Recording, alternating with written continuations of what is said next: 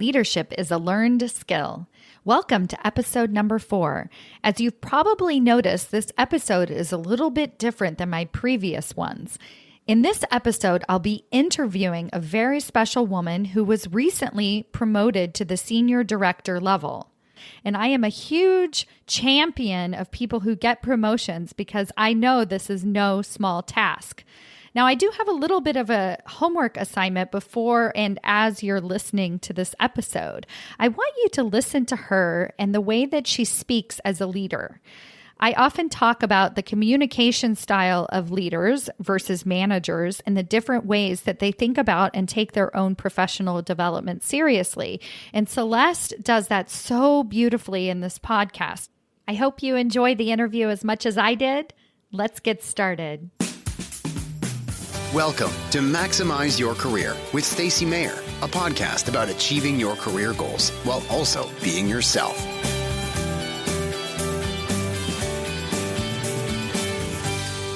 Hello, everyone. Welcome to the Maximize Your Career podcast with Stacy Mayer.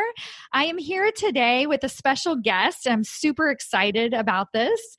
As you know, I help managers get promoted into leadership positions, and I'm always looking for a really great promotion story.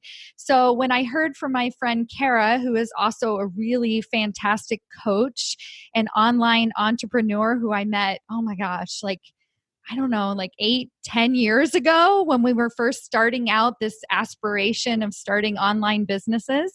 And she's a self-care coach and she helps people with really amazing yogi and mindfulness coach.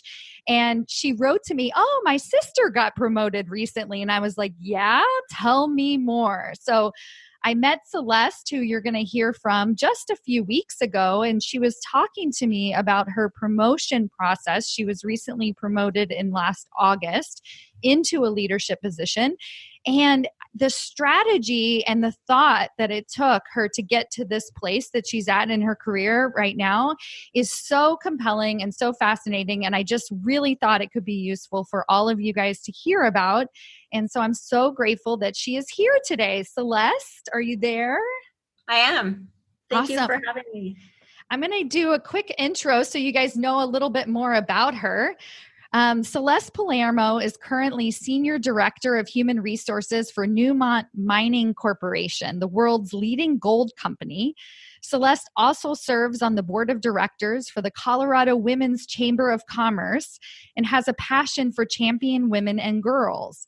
She has her MBA, is a certified black belt in Lean Six Sigma, and the author of 2 books. I'm so excited to hear from you, and I know that you're going to be a great, valuable resource for many of our audience, many of our listeners. So thank you again for being here today. Thank you. So let's start out with just sharing with us some of your secrets of success. So what does that mean to you when I say that? Well, there's probably a few main contributors or factors contributing to my success thus far.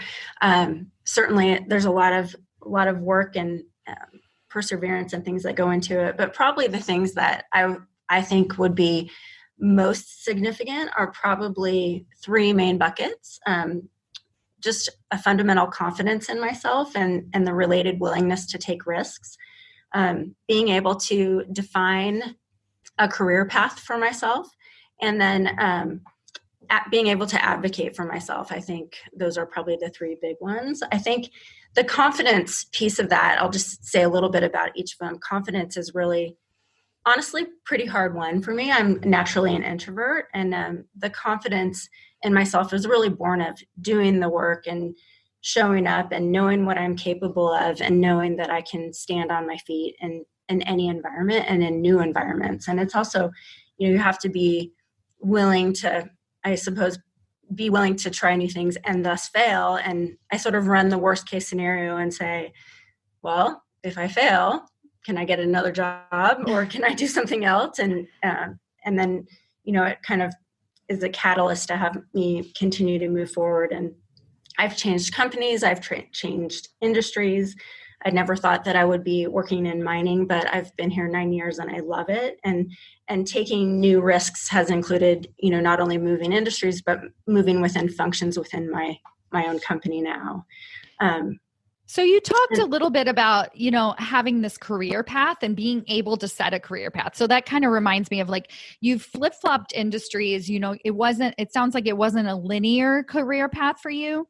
So maybe if you could take us back to like getting your MBA and then realizing, okay, how do I set up this career path, but then be willing to shift and change along the way as needed. Yeah. So can you tell us a little bit more about that path for you? Sure. Really, I have sort of learned what I'm good at by the process of discovery. I mean, within my role at Newmont, I've had 5 different roles, and have worked in communications and sales in a lot of different places. And I found that the sweet spot of what I'm good at and what I like to do, or what lights me up, is really strategy and process work and kind of program type work. And so I've really looked for opportunities where I can shine, where the work feels really fun to me. And, that's required me to move around a little bit. The MBA is really something that I've kind of pursued more recently. I actually just finished last May. I was actually sitting in an all corporate meeting, and they used the term EBITDA, and I didn't know what it meant. And that's embarrassing, but I was like, well, that's a gap. I need to close that gap. What was the word you just said? EBITDA. It's interest or earnings before taxes, amortization, and depreciation. Mm-hmm. And I didn't know what that intrinsically meant. It's a financial term, and I didn't have a financial background. And so I was like, I need to close that gap for myself. So it's been part of my strategy is into leadership is, what are my gaps and how do I close them? And then how do I find opportunities to position myself to do work that I really like? Yeah. So tell us about the transition into human resources. So that's really when you transition more from being a manager into a leadership position. Is that correct? Yeah, I've had a lot of different individual contributor roles, if you will, where I'm sort of leading through impact and influence. And this has been into human resources. I took a role as global operational effectiveness. So it was actually still an individual contributor role, but at a pretty high level, where I was working around the globe and traveling to work with our global teams on process improvement and looking at how we streamline and do work better. And then have since had a couple different roles within HR that have helped me really learn, the core of the business. What are our global processes? What are our, everything from the operations side. And so that I really kind of grasp what that is. It's required me to really step out of my comfort zone and learn new things, and things that I, never thought that I'd dip my toe into, but have really broadened my skill set. Yeah, it sounds like you're one of your strategies is having a very well-rounded approach, right? Like knowing all the different aspects of the business, and if you don't understand something, figuring it out. Certainly. Yep. I think that just having a deep, no matter the industry, I think it's important to have good business acumen, but then you need to know your business. So, how does work get done? And making sure that you understand kind of the big perspective and details too. And I think that that's one of the things that's helped me, is being able to dive deep into the details and be willing to roll up my sleeves and join the team and get the work done, but also then to fly at a higher level and look at the strategy and kind of step back a little bit and do the vision piece as well. Yeah. So speaking of, when you moved from being an individual contributor into more of a leadership type strategic role, what were some of the things that you actually had to learn to let go of? Yeah. That's interesting. I think one of the main things I had to stop doing is stop sweating the small stuff or taking things personally, if you will. So in an individual, I can think one of my roles was a chief of staff role, and I was responsible for all sorts of stuff.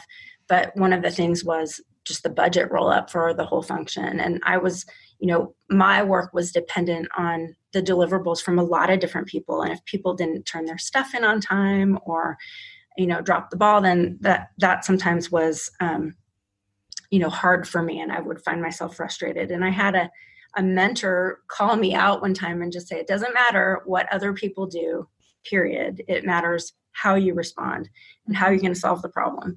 And it really helped me be able to kind of raise the bar of how I respond personally and in every situation. So you can't sweat the small stuff and you have to be able to find the creative solution. I think the other thing is that I've stopped sitting at my desk so much. Mm-hmm. That sounds funny, but I have a quote on the bulletin board in my office that says, you can't lead from behind a desk. Uh-huh. And I think it's, sometimes we can have the mentality that, if you do great work, someone's going to come tap you on the shoulder, and that may not always be the case. So I found it's been really valuable to me to be visible, to talk to people, to raise my hand, to do presentations, to, try to get out and make sure that people know who I am and what I can do. And now as a leader, to be visible to my team. And sometimes the trade-off is that I'm on my computer, in the evenings once in a while just to make up, but I really try to make it priority to be up and visible with people as well. Yeah. So what in particular do you do to be visible? Well, I think, some of those things, I definitely will look for opportunities to raise my hand to, lead an extra scope of work or, proactively go grab coffee with someone or just make sure that I'm actually here in the office. So I have the opportunity when opportunity presents, I'm around.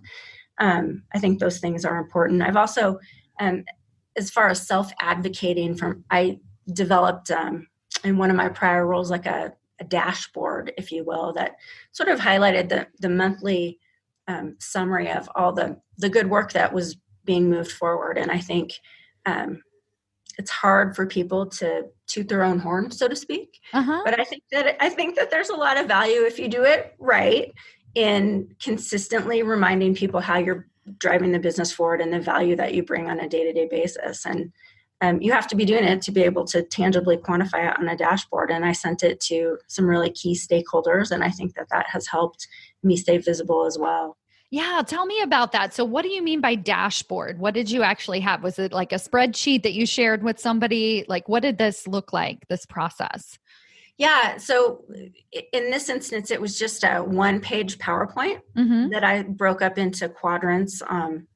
We have a lot of different operating regions that we operate in. So I had, one quadrant for each region, and then key projects that we were working on, highlighting key wins, and then also outlining kind of, upcoming opportunities and potential issues or threats, just to keep transparency of not everything's always easy. And here's the harder things that I'm proactively working through.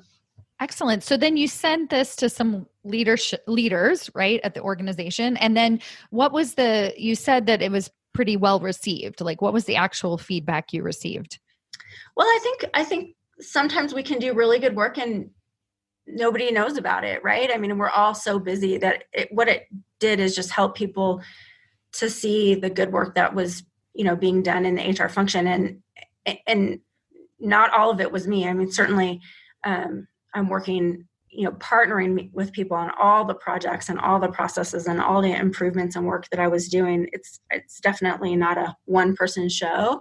So it gave me the ability to kind of tell a good news story for the HR function, not just myself, but at the same time, it, gives the opportunity to highlight my voice a little bit. And it just, it was like a monthly readout, almost like a little bit of a report card, if you will. And, I think it could look a lot of different ways. I sent it to our HR leadership team, and then just some of my really key partners that were doing the work with me, so that they could, see that I was championing them as well. Yeah. And I think it also gives leaders the opportunity to speak up and to develop a dialogue with you about it, right? So you have obstacles on there and you have challenges that you're facing, and it can start to open the door and open the conversation up as well. Yep. And sometimes, and I don't, could be different at a lot of companies, but sometimes it's really hard to get time, to talk to a senior leader. And so it gave me the opportunity to just put something, sort of under their nose or in their email that they could read and review at their leisure when opportunity presented. And then it kind of helped. I think it's helped my sort of visibility overall. And you talked a little bit about confidence as well, right? Like this has to play into your feeling of being more confident in your role. Yeah, I mean, the confidence piece is really, like I said, hard one. I think there's a lot of, we can tend to underplay or sell ourselves short a little bit. And I think it's sometimes a good reminder, like when you're doing your year-end review and like, I really actually did do a lot of good stuff this year, is just to keep track of the good work that you're doing and make sure that people know about it. Because we can get so busy, sometimes really good work can get overlooked. So it's important to, remind yourself and build your confidence and then remind others as well. It sounds like you've had this point of view for a long time. So what would you say is your particular method of career strategy, like even from the beginning? Yeah. I think my career strategy has been one of, I'm somebody that kind of is constantly wanting to improve myself. I'm personally driven to, grow and take on challenges and feel like I'm helping move the needle for the business and showing up as the best version of myself. I heard a quote once that said, you should never compare yourself to somebody else, but compare yourself to yourself yesterday. And I really like that. It helps me think like, what am I doing today to continue to grow Celeste? And so I think my career path has really just been born of that. I've certainly done a lot of different things, but where are those opportunities and challenges that seem appealing and will grow me and help grow my career? And then I've been able to kind of link them to sort of an area of scope that I'm really good at and really like. And so I think that's also helped people champion me, because people can't help move you forward unless they know what you really want to do. So you have to be able to tell people what you're interested in and advocate for yourself like that as well.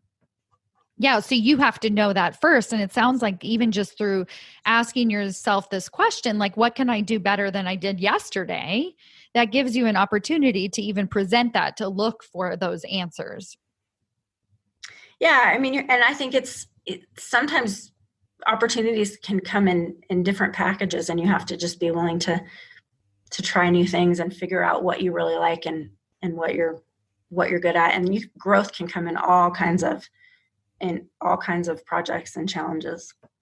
So speaking of challenges, is there a time or a story that you could tell us where this level of certainty, at least in the willingness to take risks, right? It sounds like you have an ability to go for growth, to do something, to do hard stuff. You're not afraid to do that. But was there a point in your life where you just were like, oh my gosh, I don't know how I'm going to get through this? Yeah, I mean, I've had a lot of those points. I think one thing that comes to mind is, just I've gone through some changes where I've been moved into roles that weren't necessarily of my choosing, through like just organizational changes. And I think in retrospect, some of those have been the best moves for me. Like we tend to think of career growth as constantly moving up the ladder versus necessarily a cross-functional move or across, kind of a deeper dive into something else. And some of those moves have been the best ones, and they require a little bit of patience and a little bit of trusting, that the leaders are doing something for a reason. Certainly strategic development, in retrospect, some of those have been my best moves that I've done because they've grown me in areas that, in in leadership or skills or, systems or processes that I didn't know. Yeah, it sounds like you have a really strong mindset, right? That you have your head on straight. You're always looking towards the future and possibilities. So even if the present circumstances are showing themselves as being challenging or maybe not exactly how you had planned out, you're able to find the silver lining, so to speak. Yeah, I mean, there's growth and opportunity in everything if you look for it. I mean, certainly if we feel like at times where I felt you start to get a little frustrated. I mean, I try to look for new opportunities before I feel stagnant. I don't want to ever get to a spot where I feel like I'm not learning or growing. So I'm trying to always sort of move myself forward before it might readily seem like a natural step. But yeah. So this promotion that you received in August to a director role, were you a shoo-in for that job? Was that just something that was handed to you, or was it something that you really had to advocate for and strategize to get it? Well, it was a role that we actually I didn't interview for the role, so it was a role that I was promoted into. It was a role though that I definitely was interested in and expressed my interest in it. So I would say that fell into the bucket of advocating for myself. I had we've had at Newmont what they call individual development plans. So you kind of mark out, the roles that you're interested in and what you're doing to develop yourself to get to those roles. And I had this one definitely listed as like a core area of interest. But I also took the opportunity to go to leadership and let them know that, I was a great fit for the job and here's why. And even before it was posted, or do you mean like once it became an actual opportunity? Yeah, before it even became an opportunity. I mean, I wanted to make sure that, as business changes came about or opportunities presented themselves, that I was definitely interested in it. So I think sometimes I just didn't want an opportunity to get missed where somebody didn't know what I was interested in. So yeah, I feel like people think that right place and right time is just a thing that happens to us, but I think it's actually a thing that we create for ourselves. I agree. I mean, I think we certainly create it by, having people know what you want and asking for it and using your voice. And it's a really funny example, but I have two daughters and I was at Starbucks with them a couple of years back. And we were in line getting drinks and I asked one of them, "What do you want?" And one of them said, "I don't care." and I said, you can't say that. Like you have to like know what you want and ask for it. And then, yeah. And I think whether it's Starbucks or your career, you have to be able to define what you want and ask for it. And, the business changes, people change, opportunities, come up that you may not anticipate. And so it's always good to make sure that if you know what your path is, that you're communicating that. And if you're not sure what your path is, because it took me a long time to figure out, what lights me on fire on a daily basis, that you're turning enough stones to figure it out. So good. And it sounds like you had support along the way. So tell me a little bit about your mentors and relationships with different mentors and sponsors that help you figure this out. Yeah, I've had definitely some really good mentors and sponsors, I think, within the organization and externally. We partnered, our talent management group partnered with an organization to match us up with mentors that were external to the business a few years ago. And I had a woman that helped me for probably about a year through a pretty challenging career time. And some of what she spoke in really landed with me. She was the person that reminded me it doesn't matter what happens, it matters how you respond. And then I've also been able to develop some really good sponsors, not only previous managers that I've worked for, but raising my hand for different opportunities, such as we have what we call business resource groups. They're sort of employee interest groups that allow us to, different interests that allow us to bring our whole self to work. So we have one called Women and Allies that really champions professional development of women, which sits very close to my heart. So I, raised my hand to lead that group for a couple of years. And as part of that, met a lot of people. So a lot of people get line of sight to who I am, what I can do, how I lead, and develop sponsors through those types of opportunities as well. That, people that have a better visibility to opportunities in the organization are always good people to that should know your skill set and be able to speak for you. Yeah. And it also helps you test along the way, like what it is that you're actually going to be good at. So while you're willing to take these big risks, it sounds like the risks are actually more strategic. Yeah, I think so. I mean, everything I suppose it comes down to perspective, but you're always gaining something out of every risk or every challenge. You're either discovering that you love something and you're good at it, or that's maybe not your cup of tea, and there's another path you should try. But I mean, it just depends on. Nothing's really wasted if you choose to look at it as growth one way or the other. And so you talked a little bit about the Women Allies group, and then you're also on a board. Can you tell us a little bit more about that pull for you to help other women and girls in business, and how that drives you and motivates you for the actual work that you do on a daily basis? Sure. I think it's always been something that sits pretty close to my heart. I have, I have two daughters and, a sister, and I really see, as I've built my career and gained confidence, want to make sure that I'm, pulling other people. Other people have pulled me forward, just like with the sponsorship and mentorship. And I feel really compelled to do what I can to pull people up as well. This is not my original thought, but I heard the quote one time to climb the stairs sideways.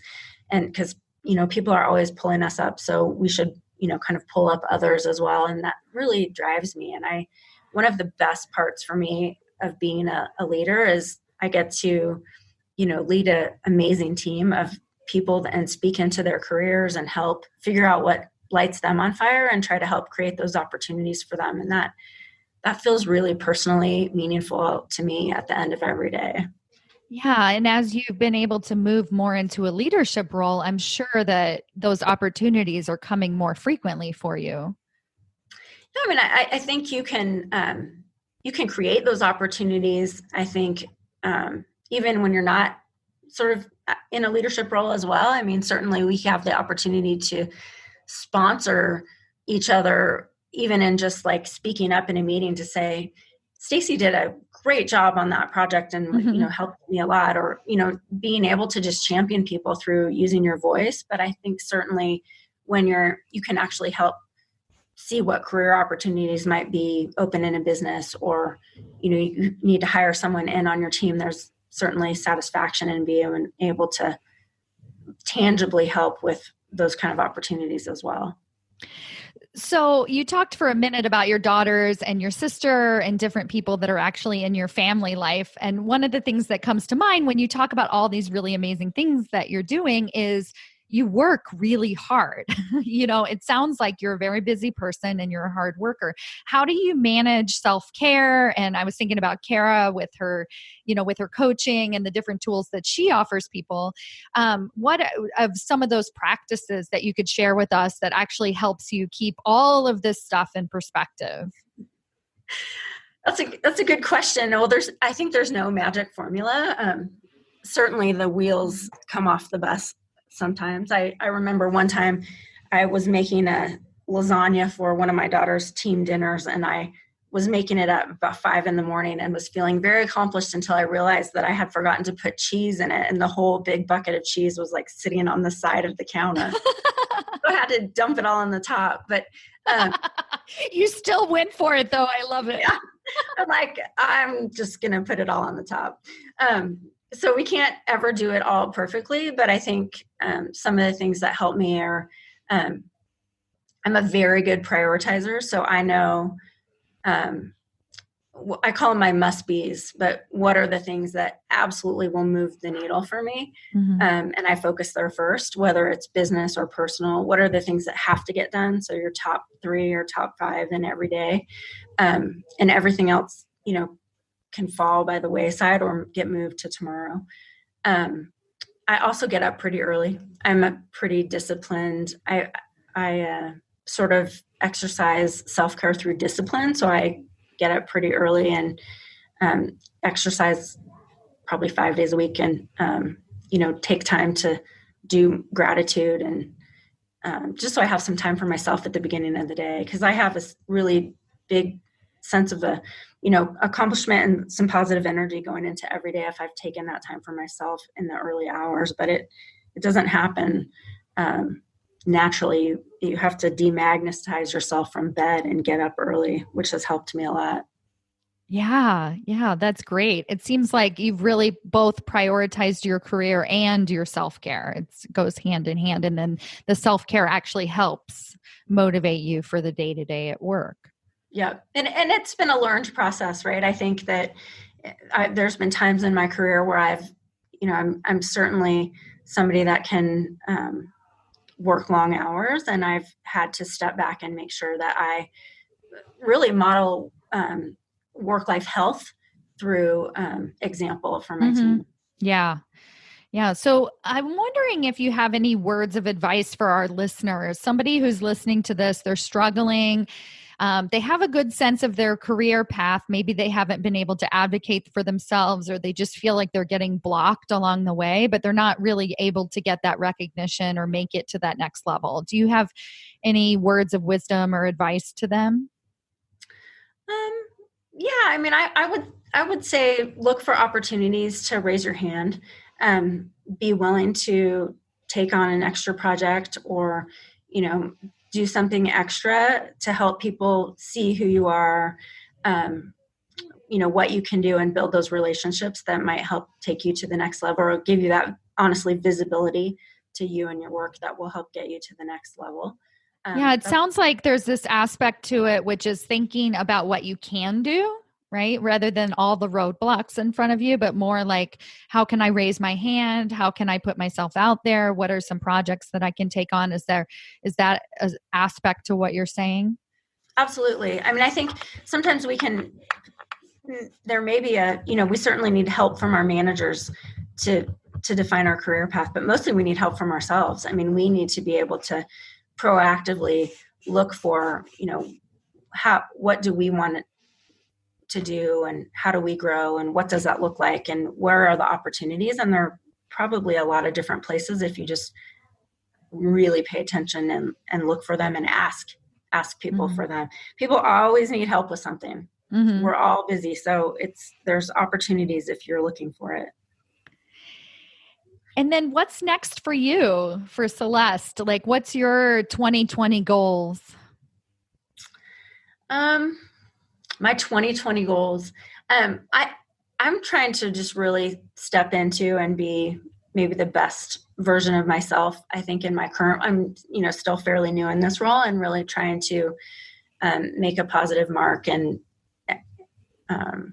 add value on a day-to-day basis, and take care of myself in the process. I think long-term, I certainly want to continue to grow into and toward the next role, whether it is some sort of ultimately an executive leadership position or whatnot. But that's going to require me to continue to identify my gaps and look for opportunities to grow.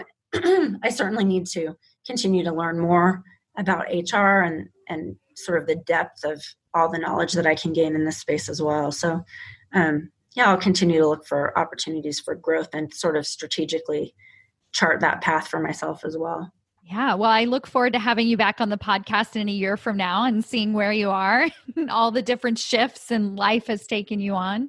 But this interview has been super inspiring, and I'm really thankful that you were willing to share your story with us. Is there anything else that you want to add? Anything I forgot to ask?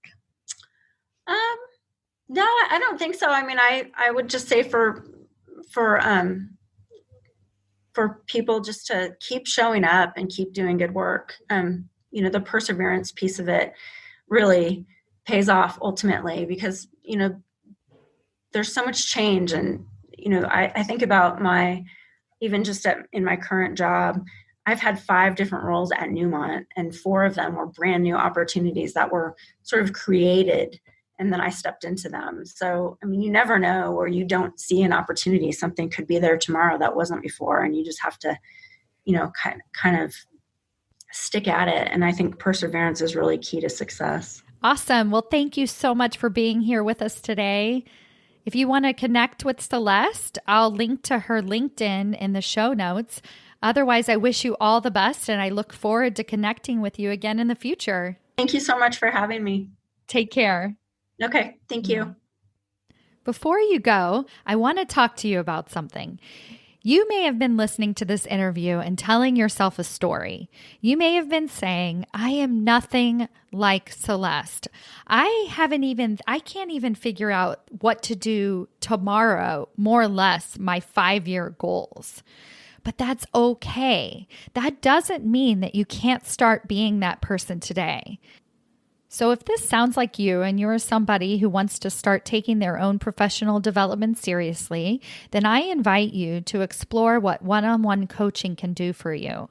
I offer all my potential clients a free discovery call. In this 15-minute conversation, we're going to get crystal clear on what steps you would need to take to start getting the promotion and the recognition that you deserve.